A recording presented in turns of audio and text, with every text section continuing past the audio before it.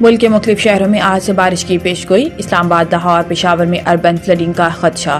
محکمہ موسمیات کے مطابق مغربی ہواؤں کا سلسلہ 9 مارچ سے ملک کے شمالی علاقوں میں داخل ہوگا اور مغربی ہواؤں کا یہ سلسلہ ملک میں 16 مارچ تک برقرار رہے گا۔ محکمہ موسمیات نے 9 سے 16 مارچ کے دوران چترال، مری، گلگت بلتستان اور کشمیر میں بارشوں کی پیشگوئی کی۔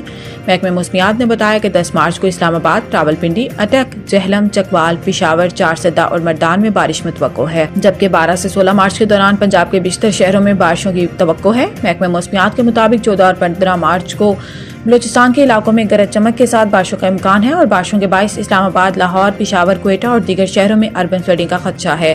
محکمہ موسمیات کا کہنا ہے کہ ملک کے بالائی علاقوں میں شدید برف باری سے سڑکیں بند ہونے کا بھی امکان ہے۔ پی ٹی آئی پشاور کے اجلاس میں کے پی حکومت کی کارکردگی پر اظہار عدم اطمینان احتجاج کا عدلیہ۔ پی ٹی آئی کی چند روز قبل ضلعی سطح پر ہونے والے اجلاس کا اعلامیہ جاری کیا گیا، جس میں کہا گیا ہے کہ صوبے میں تیسری بار پی ٹی آئی کی حکومت ہے، لیکن پشاور اب بھی مسائل سے دوچار ہے۔ شہر کے مختلف حلقوں میں ترقیاتی کاموں کو نظر انداز کیا جا رہا ہے۔ اعلامیہ میں کہا گیا ہے کہ سیوریج کا نظام تباہ ہے، جس کے باعث بارشوں کے بعد شہر سیلاب کا منظر پیش کرتا ہے۔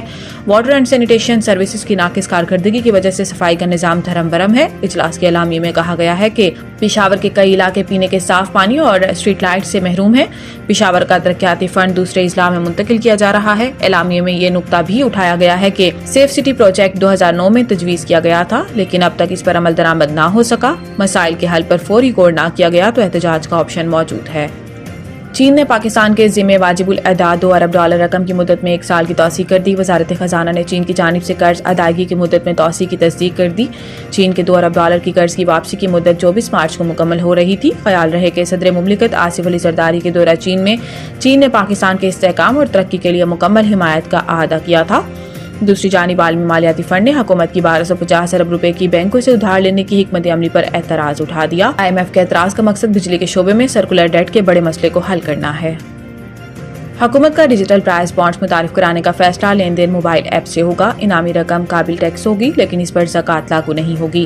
ڈیجیٹل پرائز بانڈز چوری، نقصان یا ضیاع کے خطرات کو کم کرے گا اور یہ اقدام معیشت کو دستاویزی شکل دینے، شفافیت کو بڑھانے اور احتساب کو بہتر بنانے میں معاون ثابت ہوگا۔ آج کے ٹیکنالوجی پر مبنی دور میں ایک نیا سرمایہ کاری کا موقع پیدا ہوا ہے۔ یہ اقدام خاص طور پر اس لیے اہم ہے کیونکہ یہ کاغذ کے بغیر ہے، جس سے پرنٹنگ اور لاجسٹکس کے اخراجات کی ضرورت ختم ہو جاتی ہے۔ اس کے علاوہ چونکہ یہ خریدار کے نام پر رجسٹرڈ ہوتا ہے، اس لیے چوری، نقصان یا ضیاع کے خطرات کم ہو جاتے ہیں۔ یہ اقدام معیشت کی دستاویز سازی، شفافیت اور احتساب کو بہتر بنانے کی طرف ایک بڑا قدم ہے۔ مزید یہ کہ یہ خریداری اور فروخت کو آسان بنائے گا، پورے عمل کو مؤثر انداز میں منظم کرے گا۔